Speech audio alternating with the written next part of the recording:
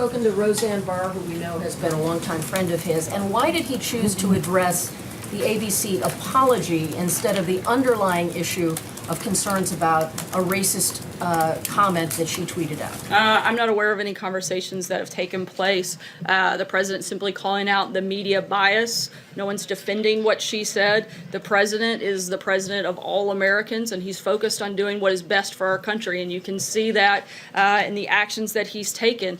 You can see where he's focused on unemployment being at the lowest since 2000, opportunity investment zones to encourage investment in underserved communities, an opioid initiative to combat a crisis that impacts all Americans. And today the president signed legislation to give patients the right to try a medication that could actually save their lives. And I'd point out that while the president signed that legislation and actually addressed America, two networks chose not to cover it and instead covered something totally different in Palace Intrigue, a massive piece of legislation that had bipartisan support that was life-changing, literally life-changing for millions of Americans. Two networks chose not to cover the president's remarks on that. He's simply pointing out the bias. The president's pointing to the hypocrisy in the media, saying that the most horrible things about this president, and nobody addresses it. Where was Bob Iger's apology to the White House staff for Jamel Hill calling the president and anyone associated with him a white supremacist? To Christians around the world for Joy Behar calling Christianity a mental illness? Where was the apology for Kathy Griffin going on a profane rant against the president on The View after a photo showed her holding President Trump's decapitated head? And where was the apology from Bob Iger for ESPN hiring Keith Olbermann after his numerous expletive-laced tweets attacking the president as a Nazi and even expanding Olbermann's role after that attack against the president's family? This is a double standard that the president is speaking about. No one is defending her comments. They're inappropriate, but that's what the point that he was making. We've seen the tweet from the president. We'll throw it up on the screen where he basically makes this about him and doesn't say what actually Sarah Sanders did say, that her comments were inappropriate, but then saying it was a double standard, went through all these different attacks Bob Iger and folks at ABC have had on the president and on Christians, and they're saying, well, where were the apologies, from Bob Iger? David, what did you think? I thought this was a classic communication strategy to redefine the conversation around this, right? The White House is not at all interested in talking about Roseanne Barr, a key supporter of the president, and her racist tweet. They want to make the conversation about a double standard in the press. And she went through a list. She came completely prepared for this moment, was reading from it and said, Jamel Hill, Joy Behar, Kathy Griffin, and the hiring of Keith Olbermann, tick, tick, tick, tick, tick.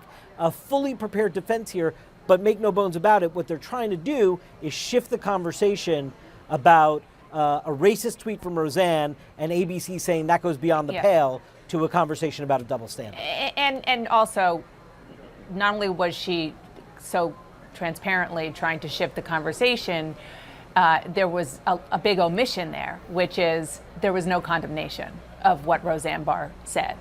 Even Roseanne Barr is condemning herself for those comments. She's saying she's not. I think the latest tweet we have from her is that she's still defending. She's saying she's not a racist and that it was still a bad joke. I believe is roughly what exactly. But we haven't heard exactly.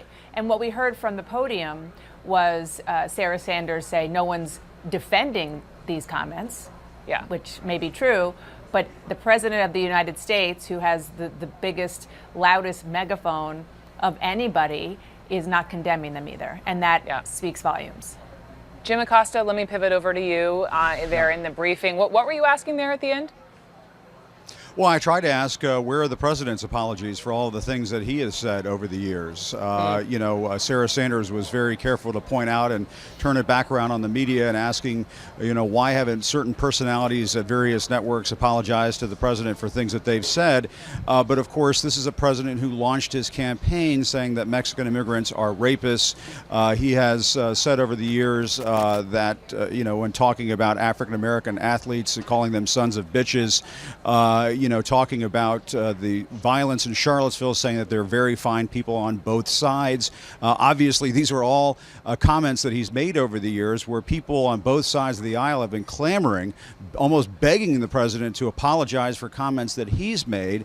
You only have to go to a Trump campaign rally once in your life to hear the kind of hostility that he generates on an almost daily basis. And so it's a bit much, I think, for the White House press secretary from the podium to come out here and try to shame the media and say it's somehow our fault that Roseanne Barr put out this tweet. The president decided to weigh in on it. One question that was not asked of Sarah Sanders, by the way, was yesterday. She said that the president has more important things to do. Well, of course, sometimes there are not more important things than the president's grudges that he feels that he has to nurse on a daily basis, and that's why he posted that tweet earlier this afternoon going after ABC.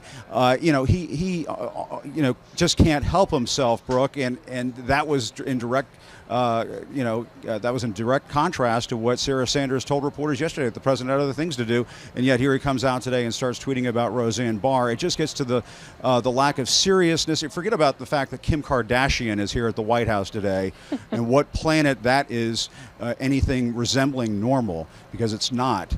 She shouldn't be here talking about prison reform. It's very nice that she is here, but that's not a serious thing to have happened here at the White House.